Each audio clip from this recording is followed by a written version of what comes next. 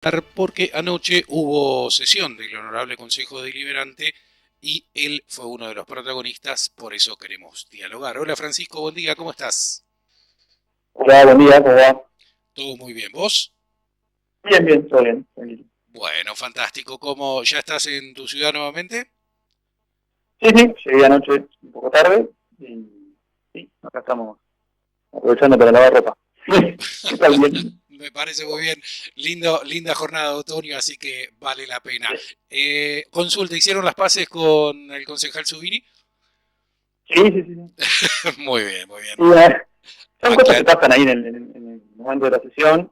Una vez finalizada la sesión, hablamos con él y no quedó ahí. Totalmente. Eso la verdad que hay que destacar del consejo y de cada uno de los concejales que está, que si bien en el fragor de la discusión a veces pueden exaltarse los ánimos, luego se acercan, charlan y queda todo, como dicen los jugadores de fútbol, queda en la cancha. Sí, además, a ver, no es que eso es algo de mala intención ni nada. Bueno, él quizá reclamó cuando yo estaba hablando que no me estaba refiriendo al proyecto, que es una cuestión que tenemos nosotros la obligación de hacer cuando hacemos un proyecto, que Ujú. en la discusión que hagamos no nos vayamos de tema, digamos, y cuando es así, la presidenta nos llama la atención, y él reclamó que la presidenta no me llamó la atención porque yo me estaba yendo del proyecto según su entender, que bueno, estaba para mí equivocado, incluso yo seguí y le expliqué por qué estaba hablando de eso y por qué tenía que ver con el proyecto. Pero bueno, Efectivamente, quedó ahí. sí, también creo que él había quedado, porque justamente a Adriana le había llamado la atención en su momento en un punto anterior. Sí, sí, pero ya, repito, cuando es claro que uno se va por las nubes, digamos, o se va a otro tema que no tiene que ver con el proyecto, está bien que la presidenta lo marque. En mi caso, creo que estaba justamente hablando bien del proyecto y explicando sobre todo el contexto en el que tenía sentido el proyecto que yo presenté. Es imposible que yo presente un proyecto sobre el recorte de un beneficio jubilado sin darle el contexto de por qué.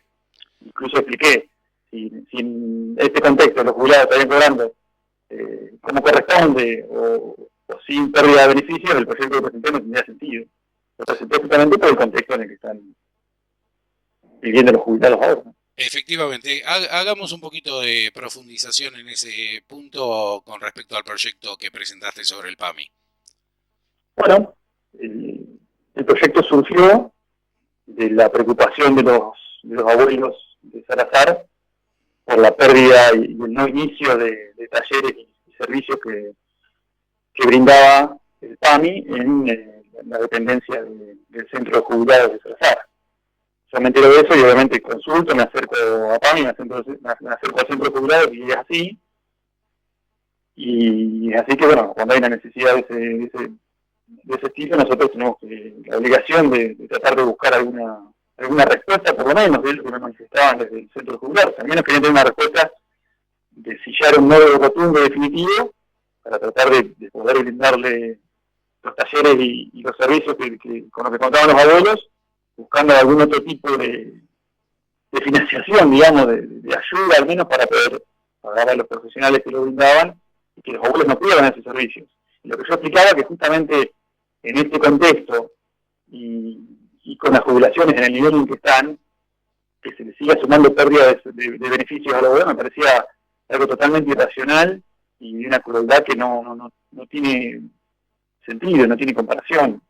Eh, a ver, me decían que no les parecía que el problema de los jubilados haya empezado con este gobierno, y yo dije que no, claramente no. Pero sí se agravó, claramente. Sí, uno de Eh, tus considerandos era justamente que había sido una de los sectores más afectados por este ajuste. sí, el sector, y yo aclaré también que no es mi opinión, son datos. El ajuste, el 30% del ajuste lo pagaron los jubilados, y es así, es un dato de la realidad que nos parece lamentable y que muchas veces cuando en el Consejo también se dice que bueno, que es lo que votó la gente y que es lo que la gente quería, yo estoy convencido que la gente no quería eso. Y que no fue eso lo que se dijo en campaña. En campaña se prometió que iba a hacer un ajuste, sí, pero que el ajuste iba a caer sobre la política, sobre la casta, etcétera, etcétera. Y el ajuste cayó sobre los jubilados, sobre los trabajadores, eh, sobre las universidades, sobre la obra pública. Y eso es la realidad, no es que sea mi opinión. Francisco, además de ese proyecto puntual del PAMI, también hubo varios con respecto a Salazar, como estacionamiento y uno de los parques puesta en valor. Sí, esos dos proyectos, uno tenía que ver con el otro. El estacionamiento de camiones es un tema habitual en Salazar, que es la problemática de la circulación y el tránsito y el estacionamiento de camiones en calles de Salazar, que dificulta la visibilidad, dificulta el estacionamiento en las veredas de autos y demás, y es una discusión que siempre se da entre vecinos, y nosotros consideramos que hay que por ahí tratar de evitar ese tipo de encontronazos entre vecinos, y sobre todo porque consideramos que los dos pueden tener razón, tanto el vecino que se queja del camión que pasa o que estaciona, como el camionero que reclama que no tiene un lugar seguro donde dejar su camión, su herramienta de trabajo, que es algo que tiene un valor enorme. Entonces, bueno, creemos que hay que tratar de dar algún tipo de solución, y en ese contexto en que presenté ese proyecto, para que se acondicione un sector que ya usan algunos camioneros para estacionar sus camiones, pero bueno, que sea algo más regulado y con seguridad, para poder darle al menos la respuesta a algunos de los camioneros. Obviamente no van a ir todos los camiones ahí, pero es un sector donde muchos camioneros pueden dejar su vehículo y no dejarlo en calles de mucho uso o céntricas del pueblo, digamos.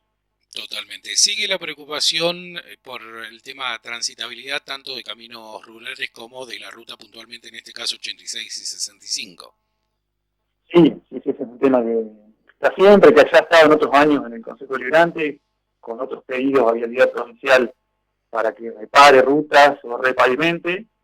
Sabemos que se hacen por ahí bacheos superficiales. Bueno, yo transito la ruta para ir al Consejo todo el tiempo, y yo ya conozco más o menos los pozos, pero la verdad que se torna de noche bastante peligroso y uno tiene que por ahí esquivar. Y eso es algo que está bastante generalizado. Nosotros comprendemos la postura que a veces plantea provincia sobre obra pública y sobre el dinero que se adeuda de parte de Nación, pero también entendemos que el reclamo es justo y que debemos hacerlo donde corresponde, que es a vialidad provincial y a provincia también, para que al menos ver una solución. El tema de los caminos rurales, creo que es una situación que ha mejorado, que obviamente siguió empeorada por el clima, pero bueno, son cuestiones que siempre se están trabajando. Nosotros vemos que hay movimiento todo el tiempo. Yo tengo un pensamiento con respecto a los caminos rurales, que creo que hay que buscar algún tipo de solución o de política pensando a largo plazo, porque yo lo veo inviable. Imagínate que son los mismos caminos que hace 50 años, Sí, con pero con otra transitabilidad. Transitan el triple de camiones de antes, con otros pesos, otros rindes. Yo lo veo medio inviable la salida de camiones por caminos de tierra, obviamente, con los pesos que llevan, con la frecuencia en la que transitan. Totalmente. Me parece que se hace medio imposible mantenerlos, porque hay caminos que se arreglan y a la semana ya está para arreglar de vuelta, y es imposible sostener eso. Sí, por supuesto. O sea, no hay red que alcance, ni máquinas que alcancen para sostener eso. Hay 1.400 kilómetros de camino rural en el distrito.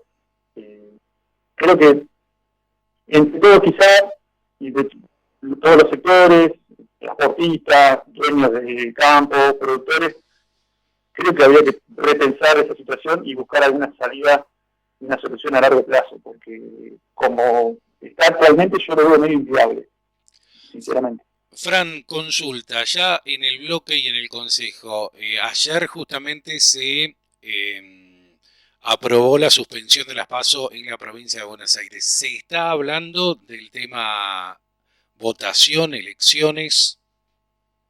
Sí, nosotros ya estamos hablando. Obviamente falta mucho para las elecciones, pero es una cuestión que se tiene que ir hablando, sobre todo para ir viendo nombres, viendo qué concejal se renueva, ver cómo se complementan esas situaciones, sobre todo plantear nombres.